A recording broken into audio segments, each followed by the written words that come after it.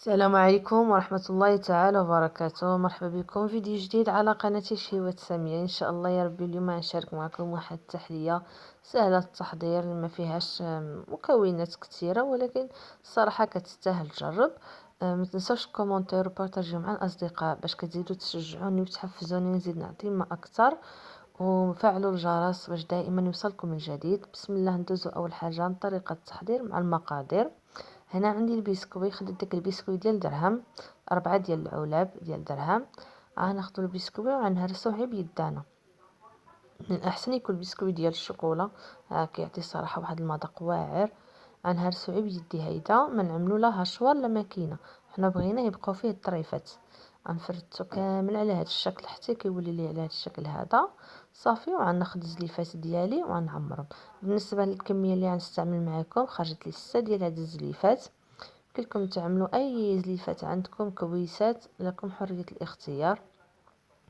بالنسبه للبنات غيقولوا لي واش ما غتزيد على هذا البسكوي والو؟ لا، ما غنزيد حتى حاجه.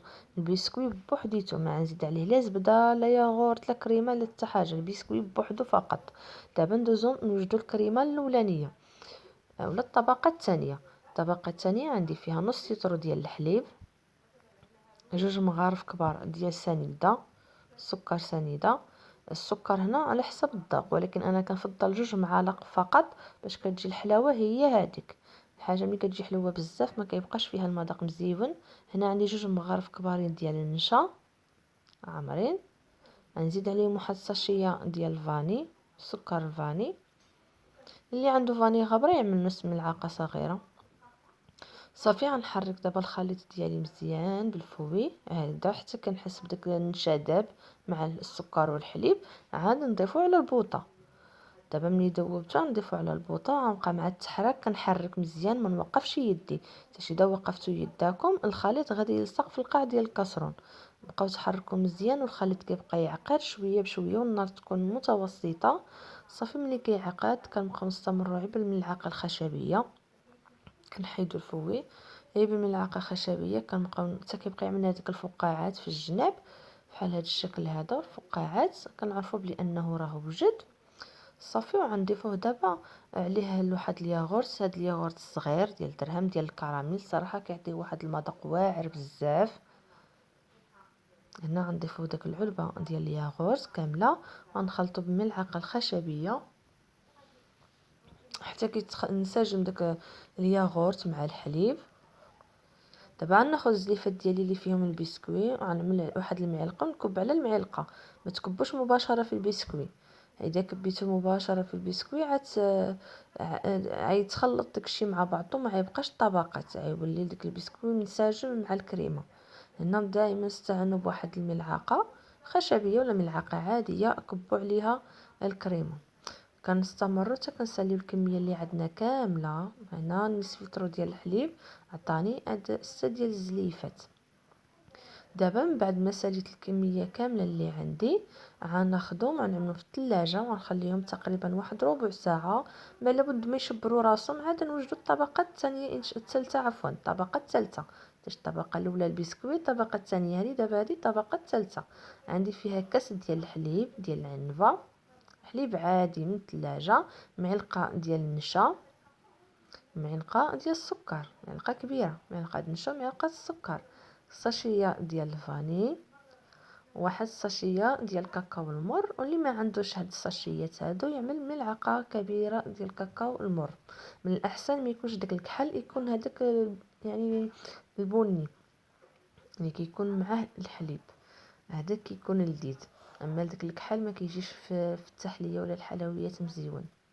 هنا نخلط مزيان حتى كيذوب داك كلشي مع بعضو، داك النشا وداك السكر يذوبوا مزيان، ونعملو فوق البوطه بحال اللي عملنا في الكريمه الاولى حتى كنحصلوا على هذه النتيجه.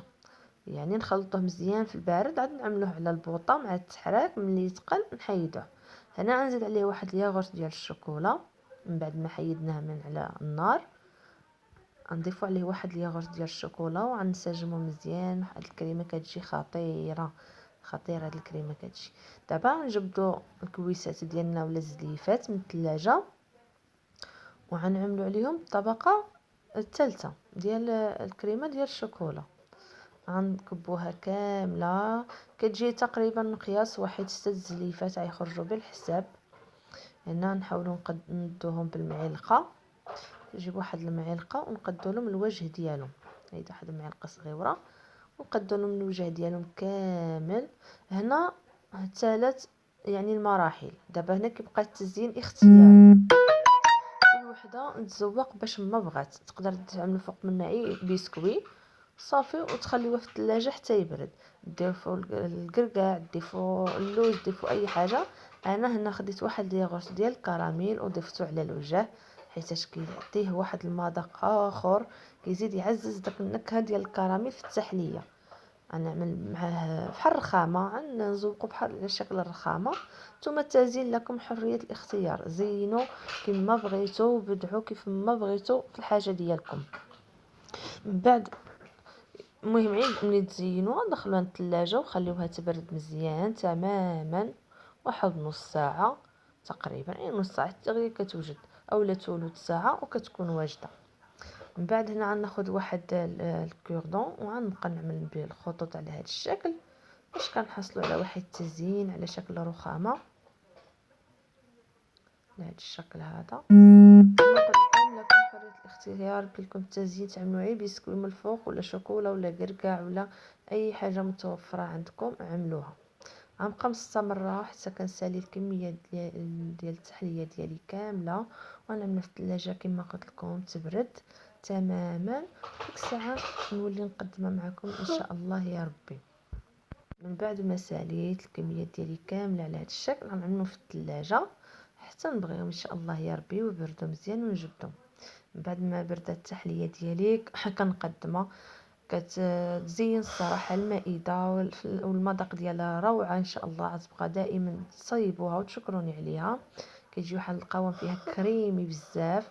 نتمنى هذا الفيديو ينال الاعجاب ديالكم وتشاركوه مع الاصدقاء وتفعلوا الجرس من القناه باش دائما يوصلكم الجديد.